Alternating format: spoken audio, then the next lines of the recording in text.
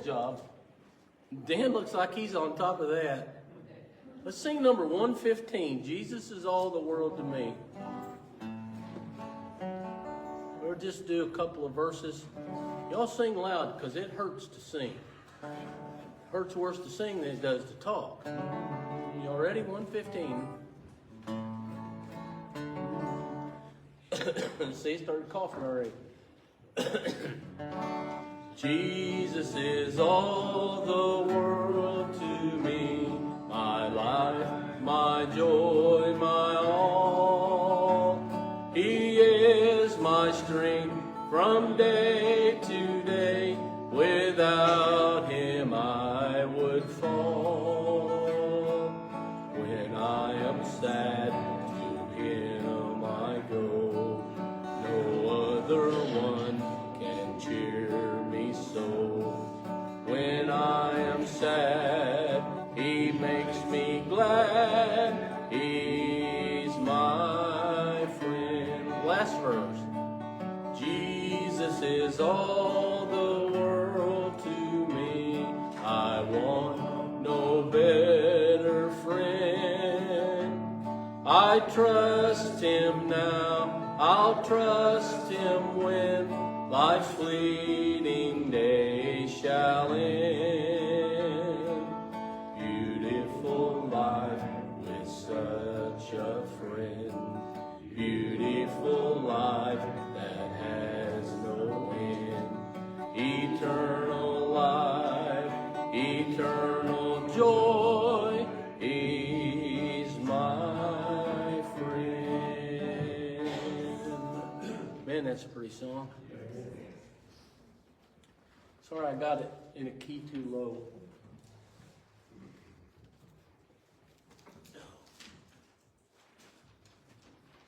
Gipping around up here like an old man. Wait, I are an old man. Yep, the times they are changing. Good to see you tonight. Good to see you. I'm glad to be here. I'll tell you the truth. Sunday, I should have put off preaching one more Sunday. And I don't ever want anything to distract from the Word. And I felt like it was a distraction. When I coughed, it hurt. I was probably making faces, and I don't want anybody to feel sorry for me. If what happened to me had happened on purpose, you could say, well, he's stupid. There's no explanation for me having fallen, except I do have a Bible verse for it. Proverbs 12, I believe it is, says, the way of the transgressor is hard. I chalk it up to sins in my life. If you're going down that path, I'll join you on the bench, all right? Good to be here tonight. Want to make mention of some things coming up. This Saturday is the memorial service for Darren's son, Kyle, at our church. Starts at noon? Noon, all right? We're going to feed the family for a time of fellowship afterwards. Going to be sandwiches and dip and chips and stuff like that. Could be as many as 150 people. So, well, you never know. Where there's food, they will come. All right? But anyway, I know that's not a problem, but I know everyone will chip in. But you're welcome to come to support Darren and the rest of the family in this time. For those of us who've lost adult children, and I'm sure it's no different if they were young children, but it's very difficult. So pray for them and support them all you can. Also, on that Saturday afternoon, starting at 5, is the Redneck Olympics. I almost said the Redneck Special Olympics. I don't know why that came to mind, but anyway. Yeah, probably not. Anyway, Brother Joel's not in here, is he? No. He probably never will listen to this, and if y'all don't tell him, I'll be okay. All right? But anyway, I know they always have a good time and a lot of fun. The 28th of this month, the last Sunday, is our regular last Sunday fellowship lunch. Bring something good to eat, but plan on staying. Our only youth fundraiser of the year is a pie auction, and that could be desserts. People are building stuff, craft stuff to auction off. And I think last year we raised about $9,000 for our youth group out of that one. We don't have to have car washes and pizzas and stuff like that. It's just really good. We get it all over with. And y'all have always been faithful to attend and to participate. I like standing at the back of the room and trying to outbid people, trying to get them trapped. But sometimes you get caught up in that. I bought something peanut butter last year, and I hate peanut butter. But, yeah, that's what I got for that. But anyway, but it'll be fun. Bring a checkbook, smile, and we'll have a good time. Church camp is coming up June the 10th through the 14th. We're not going to be at Camp Siloam this year. They took our week away. We're going back to Grand Lake Baptist Assembly outside of Grove. Been a long time since our church camp has met there. And so anyway, we might need some help with a sponsor for the boys. Joel's not sure what his schedule is. I won't say what I'm thinking, but thanks to politics, while students make up their days by adding minutes to their days, teachers can't do that. Teachers have to keep going back for all those days that they miss for snow or inclement weather. You can thank our governor for that. I'll go ahead and say it. And if you don't like me for it, come talk to me later, because I'm telling the truth. All right? Yep, teachers have to go back and make up all of those days in their contract. And they're there with the students while they're making up their days by adding minutes to the days. Doesn't make sense, does it? But anyway, hopefully Joel will be able to be there. But it's a lot further drive from Siloam to Grove than it is from Siloam to Camp Siloam. So we may need some help. So some of y'all may need to pony up and go sponsor the boys at church camp. I would tell you I'd do it, but I'd get myself killed. No, I wouldn't do that. But anyway, I'm preaching this year, so I'm going to try to save my energy for that. Any other announcements? I forgot to say this Sunday, and I'll try to remember to say it this Sunday. I really appreciate Brother Joel and Brother Charlie stepping up Sunday before last at the last minute to take care of things while I was gone. And when I got through Sunday, I was hurting bad, and I told Becky, I said, I'm going home. And I told Joel, I said, you're going to have to do this tonight. I'm sorry. But anyway, I appreciate Joel filling in at the last minute. Any other announcements? All right, if you've got a copy of our printed prayer list, open it up and we'll go over it. I have several that I have written down that were added on our Facebook prayer group. If you're new here and you're not a part of that, I don't know who you need to see to do that. I'm not an administrator over that, but I know Brother Joel is. But it's a Summers Baptist Facebook prayer group. We put out prayer requests. Not everyone can see it on Facebook, but it's a good way to share prayer requests. So love for you to be a part of it. I mentioned Sunday the Panel family. Lynette lost a cousin, and I think y'all were very close. The funeral also done today. Okay. Family traveling home, so. All right. Y'all pray for them. Pray for the Brian Shue family. I think Carmel Perry put this prayer request on our Facebook prayer group. Did he die? Yes. If you'll look at the update, she reposted later. If I'm wrong about that, I apologize. I've been wrong before. John Orcutt had heart problems. I forget who posted that, but ask us to. It was me. Okay. I start writing things out beside where I write them down, and I run out of room, and then I can't read it. That's bad, okay, I know. Go ahead and laugh, you'll get there. The Catherine Renfro family.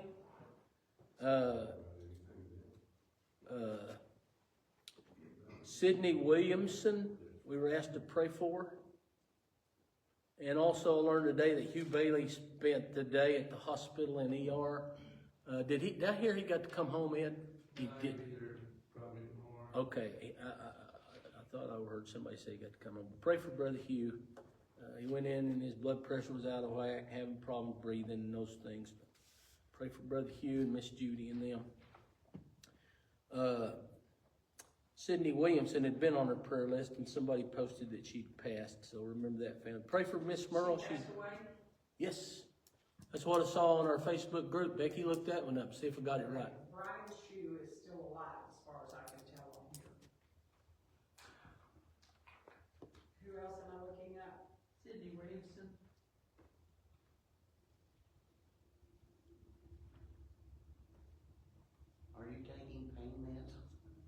The answer to that would be yes. Okay. I wouldn't go there if I was you.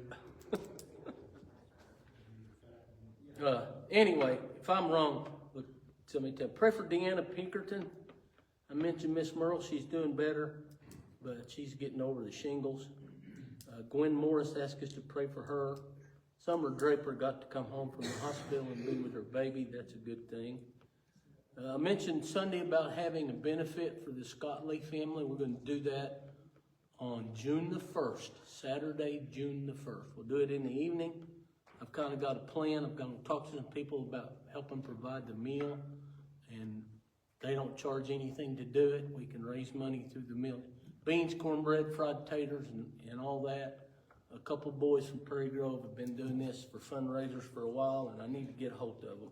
Becky, please remind me to get a hold of them, would you? Okay, I see you may mention this Catherine Renfro, she has passed.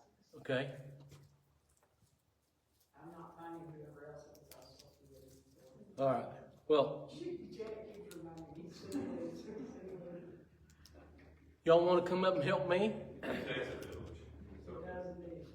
All right. Keep praying for Charlie Real. Pray for Israel. Pray for our country. I can't believe there's this much hatred in our country. I found out today, and if it offends somebody that I say this, you can come apologize to me later. The reason everything's so bad at Columbia University is because the president of Columbia University is a Muslim. And that's why they're allowed just to free roam and protest over the hatred for Israel. What would you expect? Do I get any feedback on that? Yeah, I said it a minute. Last Sunday morning, Jay and Sandy were at Calvary Baptist Church in Fayetteville for a Gideon presentation. And my aunt and her family are members there, Shirley and Billy Wilson, who's on our prayer list. And Shirley came up and thanked Jay and Sandy in our church for praying for them. And I know she meant it. So I appreciate y'all praying for them. Keep praying for Charlie Washington. I'm kind of highlighting those that are highlighted, and I've missed somebody. And if you know an update on anyone else, please let us know, all right? Jeff Sutterfield is highlighted, Donna Fielding. Anybody heard an update on Tubby Shannon? I haven't heard anything in a week or so. Okay. Pam Christian. Pam was in the hospital. I don't know if she still is or not. I hadn't been driving a lot, but Becky's been driving Mr. Daisy. And yes, she will tell you that I judge her driving. But if you was driving, I'd judge yours too, okay? Miss Eula, how's she doing? Not doing well. All right. Then we got Judy Dixon on there, right? Her sister, her MS is progressing to the next level, so. Did I miss her? No, she's on the first row. Okay, we need to highlight her, please. But, yeah, so, I don't see anybody on our prayer thing last time we meetings. Going all the way back to April the 9th. I can't remember who put it on there. She had brain surgery. She was a young lady who had brain surgery, and it was on there today because I saw it. Or You must have prayer room tonight. it's the meds, I don't know which. Anybody want to take over for me the rest of the night? We're in Colossians 2, I remember that, okay? Now I'm sweating. Get me a stool to sit on for a fall over. I talked to Miss Joyce. Miss Joyce, as Becky talked to her, she got 2 more rehab appointments. And anyway, she seemed to be doing well. She's in a good mood. Keep praying for Miss Joyce, Ken Anderson, Lonnie Cantrell, Lauren Ritchie, Billy Reed. Recently, they posted a picture of Billy on Facebook. It'll take this boy a year to recover. But he was a dead man as far as the doctors and the family is concerned. So, Miss Helen, keep praying for Miss Helen. Anybody else, somebody that I might have missed, or somebody we need to emphasize tonight. There's so many on our prayer list, can't go over all of them. I have one, Rex Osborne, that they had the Osborne up there Yes, Osborne's Automotive.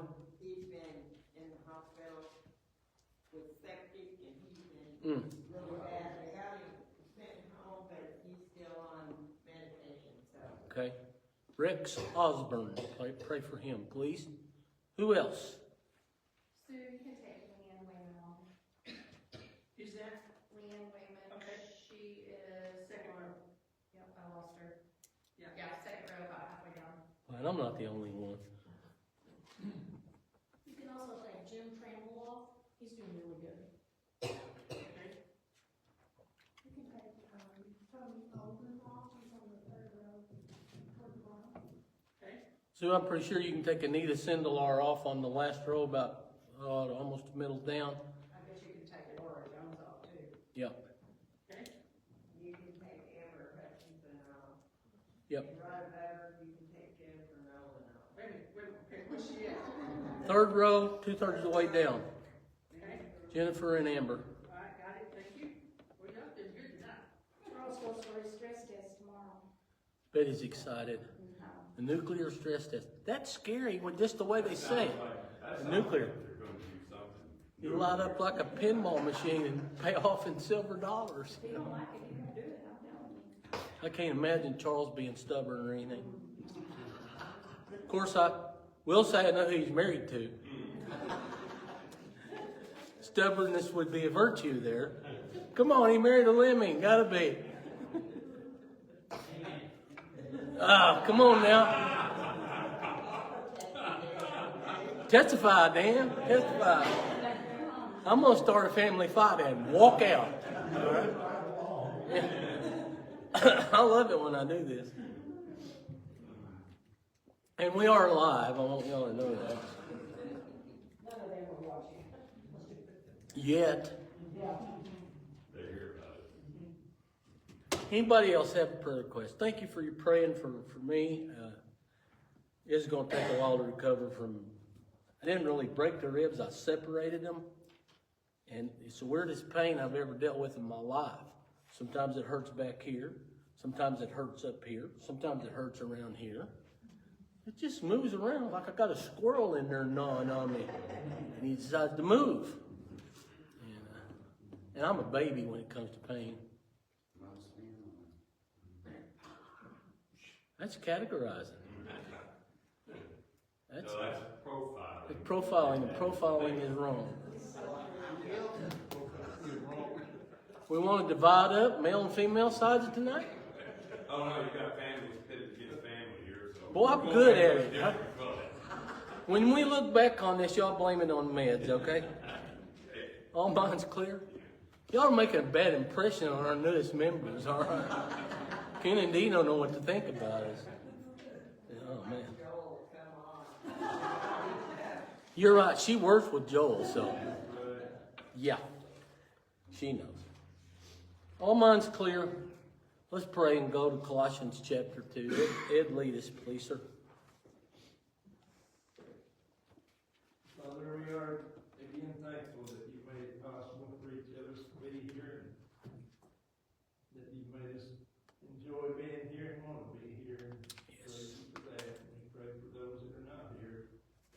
We pray you burden them, help them to understand that the word is important. And we just thank you for the job that Brother Paul does in teaching us here every Wednesday night. I pray you'll especially bless him when we ask you healing. Pray that the pain not be getting any worse, that he'll be through it all in a short time. We pray especially for each of the ones we mentioned tonight and those that we have already listed, that you'll touch their lives. Especially bless those that have lost loved ones, just comfort and lift them up. We did pray for Israel, and the situation there, the people there. We can't imagine living like that, but Lord, you can take care of it. We just pray to bless Brother Norcellus and Canada and Brother Martinez as they do your work. Forgive our sins in Jesus' name. Amen. Thank you. We're in Colossians chapter number 2. Started this section last week. I haven't handed out any notes in a few weeks, and I've had one person ask me about it. So I found when I went to trouble to make an outline, it wasn't a lot of trouble, but it was work. And I found them laying in the pew, so that really hurt my feelings, you know. I took it personal. If you want an outline of this, let me know and I'll email you one. I titled this in my notes, Deepening Your Spiritual Roots. This is our 9th lesson or study in the book of Colossians, and we're only in chapter 2, and there are 2 more chapters to go, and we're not going to finish chapter 2 tonight. I'm going to skip a lot of the introductory stuff that I went over last week. In this section, Paul used 6 word pictures that described our spiritual progress. You know, I will say this, and it's a little preachy, but I are one, okay?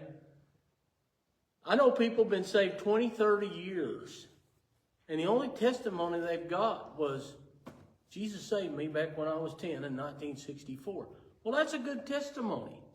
But there ought to be testimonies in our life of how He grew us and how He helped us through a difficult circumstance in our life. That's indicated that we're growing in Him.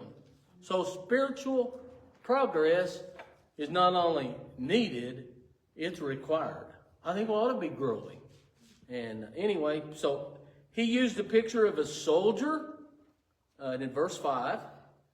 And then it didn't come right out and say it in our terms, but in the original it meant a Christian walk, to be a power walker, all right? To walk for Him, all right? And then he talked about an agriculture metaphor. He talked about basically a tree. He talked about being rooted. And just as a tree is rooted in the ground, we're to be rooted in the ground of God's Word. And that's what He wants. By the way, I love this. The tense of the Greek word in that section means once and for all, having been rooted. So when we get saved, our roots are planted deep, but we still need to grow, all right? A building, he talks about a construction metaphor in this one, being built up in Him. So we talked about that extensively last week. And then he talked about the student. Strengthen is the faith as you were taught. I wrote something down in my notes that just came to my mind as I was looking over these notes this afternoon. We never graduate. We're always growing and always learning. Never. We never. You know, yeah, people think, oh, you've been preaching 50 years, you know the whole Bible. That's funny, y'all. All right? I mean, I listen to my Bible, and I listen for things that jump out at me that I've never noticed before. And you know, it's alive. It's like a two-edged sword. It pierces into us, deep into us. And so we ought to always be growing and learning in Him. Then he used, go ahead, somebody say something. All right. Then he used the word picture of a river as it was bursting over its banks, overflowing with thankfulness. That's what overflowing means, all right? So if we live these verses out, here are some things. We would grow downward by being rooted. We would grow upward by being built up. We would grow inward by being strengthened in the faith. And we would grow outward as we were overflowing with thankfulness. Okay? That's the section we finished last week. So Paul used a lot of metaphors. In fact, he used some almost opposing metaphors. But we get down to verse 8, and he gives them a really, really big warning. So I'm going to start my reading there, all right? And then I'm going to tell you another translation of this verse. I like to see what other translations, and I'm not talking about the Message or some of those, and I'm not downing for people who read them, okay? A lot of young people choose to read those versions of the Bible, but I like J.B. Phillips' translation, and I like Young's literal translation. And if you've got a Bible app on your computer, you can click on a lot of different translations. But verse 8, I'll read it to you, and then I want to read it to you in J.B. Phillips. Beware, Ephesians 2, or Colossians 2, I'm sorry, Ephesians, where'd that come from? Beware lest any man spoil you through philosophy or vain deceit, after the tradition of men, after the rudiments of the world, and not after Christ. Listen. What verse are you reading? I'm sorry. 8? 2:8, Colossians 2:8. Listen to what the J.B. Phillips translation says. I love it. Be careful that nobody spoils your faith through intellectualism or high-sounding nonsense. I love that phrase, all right? Such stuff is best founded on men's ideas of the nature of the world and disregards Christ. Now, I want to remind you, these people at Colossae were being bombarded from two different sides.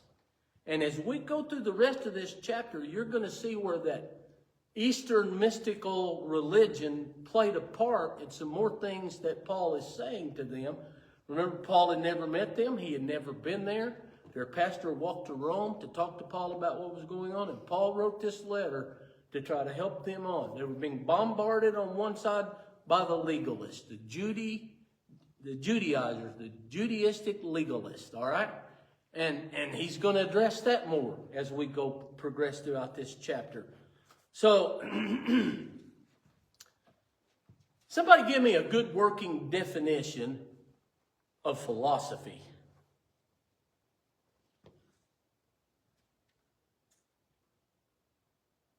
Hard to come up with one, isn't it? All right? I thought about that as I was preparing my notes a couple of weeks ago, all right?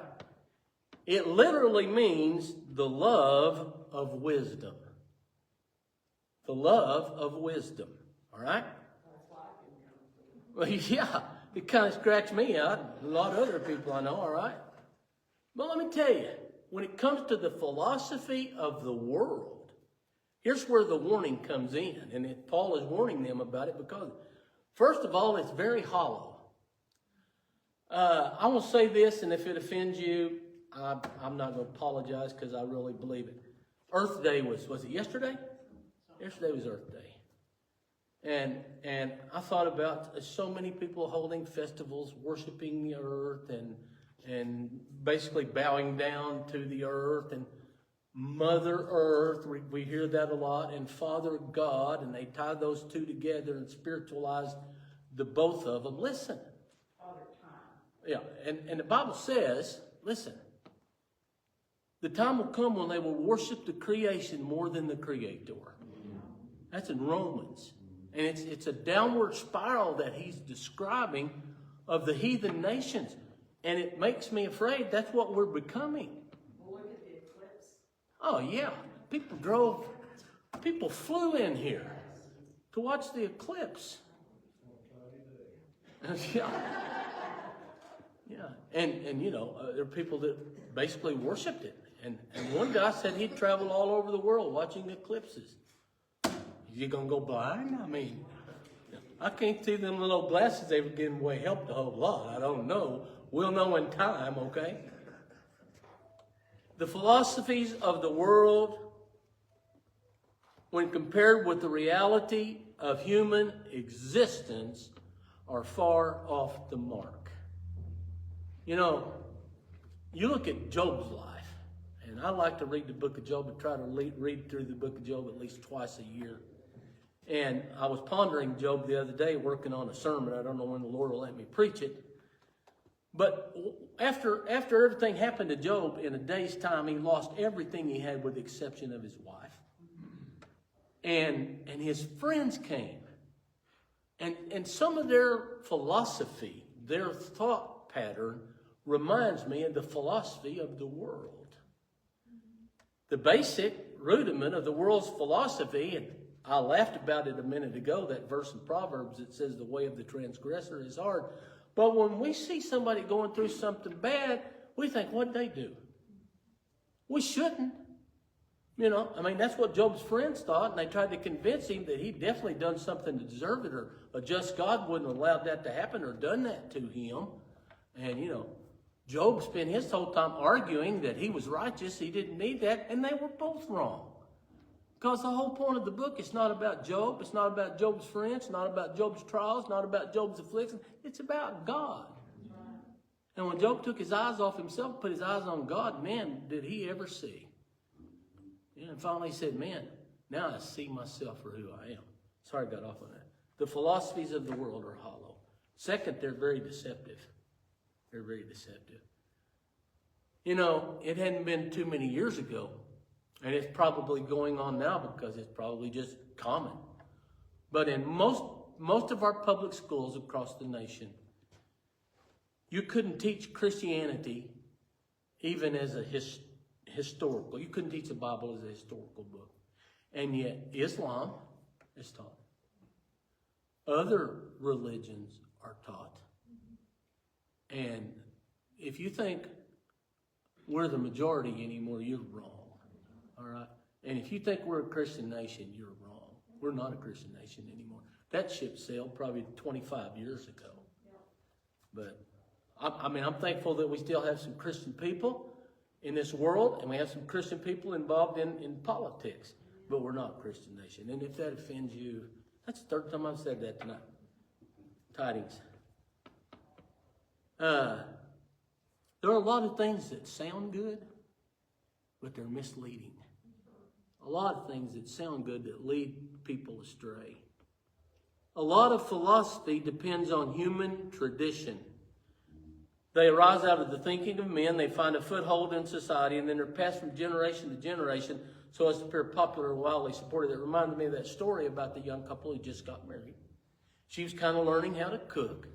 And so she asked him, what would you like to have for Sunday lunch? He said, I'd love to have a pot roast. He said, Mom always made a good pot roast on Sunday, and we just enjoyed pot roast, carrots, potatoes, and onions and all that. So she went and she bought a pot roast, and she said that he's kind of watching over her, you know. And that was a dumb mistake on his part. And she took the roast and she cut the end off of it. Y'all have heard this story, right? You heard this story? So she cut the end off of it. She set it aside. He said, why are you doing that? And she said, I don't know. So she called her mom and said, why did you always cut the pot roast, the end of the pot roast off? She said it wouldn't fit in the pan.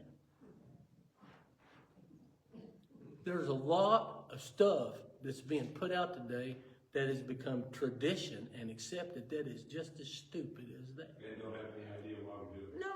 No. And then once it becomes the philosophy of the world, nobody dares question it. All right. Kind of like the story about teacher held up a picture in Sunday school and said, what do you see? And everybody went around the room telling, and finally the little boy said, Jesus. And she said, why did you say Jesus? He said, because I thought that's what you wanted me to say. I looked at it and thought it was a squirrel, but I thought you wanted me to say Jesus. But that's the way we've become. We say what the world wants us to say so often just because we don't want to be confrontational. But remember, philosophy depends on the basic principle. I'm not against learning. I'm not against education. I don't want you to think that, all right? It refers to things in a row. And the basic elementary stages of religious idolatry. He even mentions in these succeeding verses the worship of fallen angels. All right? So, a lot going on. So, if you go back and you read Romans chapter 1 and chapter 2, and it gives us a complete picture of humans, societies, cultures who've gone away from God. And it always began with this. But when they knew God, they glorified him not as God, and they became vain in their own imaginations. So you say, well, what about those poor people in those countries who don't know about God? Listen, they do know about God. I mentioned this in my sermon Sunday. God wrote it in the heart of every man that he exists. He wrote it in creation. It even defines the Trinity, his eternal power and Godhead, God the Father, God the Son, and God the Holy Spirit. And you look around and say, man, look at the beautiful creation. Oh, it just happened. just came to being, you know, happened on its own. No, it speaks of a creator. Everything's in symmetry. Everything's in order, you know. I read somewhere recently, and I don't know how they came up. How many seconds are they adding to the clock? 20. We're behind, y'all. The clock's off or something, so they're going to add like 26 seconds to our year this year. Anybody else read that? Did anybody else read that? I'm glad I wasn't the only one. Thank you, Janet. I appreciate that. Y'all need to be on Facebook more. Because it's all true. That's right. Whatever you read on Facebook's true. Here's the point. No man-made, man-devised religion will lead us to truth. How much do you think, percentage-wise, that is today? Well, I think we're pretty shielded. I promise you, and I'm not downing educators. I want y'all to know that I got a lot of kids in my family, our kids that are involved in education. But there's a lot that's being taught that's rooted in humanism and the philosophy of the world. Yeah, but I'm talking even about churches. You know, percentage-wise. That's scary, right? Yeah. I mean, I go to a lot of funerals. I work a lot of funerals, and some of the stuff I hear just blows me away. You know, it's not rooted in the Bible or Jesus Christ at all.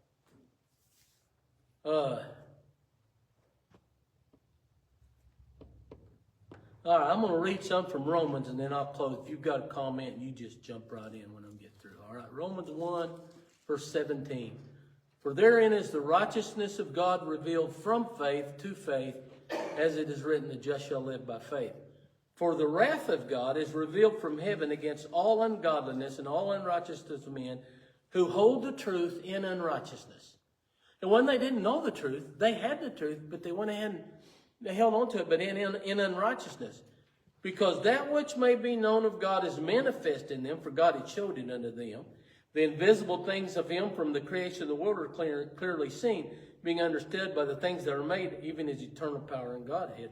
Because, and it says so they were without excuse. And by the way, people say, well, those poor people over in countries that never heard the gospel, will they go to hell? They're without excuse. And I promise you, if God revealed himself to them and they turned away from it, they had a chance. And Adrian Rogers preached a sermon years ago, and I heard him preach it on tape. And he talked about how God reveals light to all humanity. And if you respond to the light he gives you, he'll give you more light. He would completely reveal himself to an individual. And he told a story about a guy who was in a prison in a foreign country, and some aircraft flew over and dropped Bibles into this prison. And he got one page out of one Bible. One page out of a New Testament. And he started reading it. And through reading that, it was out of Gospel of John. And God revealed himself. He'd never heard of God. He'd never heard of Jesus Christ. But he got saved. All right? But he'd been praying to know more about God. He never heard of him, but he wanted to know more. Hey, God got it to him. And he can do that, all right? Professing themselves to be fools, to be wise, they became fools. And it goes right on down. Listen, when we say there's only one way to heaven, his name's Jesus, we become very prejudiced. The world doesn't like to hear that. But the Bible says that way to him is a very straight and narrow way. And few there be that find it. There are going to be a lot of people think they're going to heaven. They're going to be surprised that they're not. They're going to be very surprised, according to Matthew 7. Anybody got a comment? Got a little preachy tonight. Well, we'll finish this chapter and do what? I thought I heard somebody say something. Why are people talking about over there? Wasn't y'all? It's Mary. Oh, it's Mary. Well, she's loud. Shirley said that Dave Cox got to go home. I don't know if Yeah, I forgot to mention that. I mentioned an unspoken prayer request Sunday. I knew it was Bud Cox, but I wasn't allowed to say it. And then she posted later it was Bud. He had some kind of I think they put some stents in. Yeah. Was that him? No, that was Tony's wife. I think I heard she said, anyway, I may be wrong, but anyway. And Bud Cox had drank 2 pitchers of tea and Mountain Dew and his heart was racing. That's what Scott said today. I'm gonna turn Facebook Live off, okay? Thank y'all for watching and hope you enjoyed it.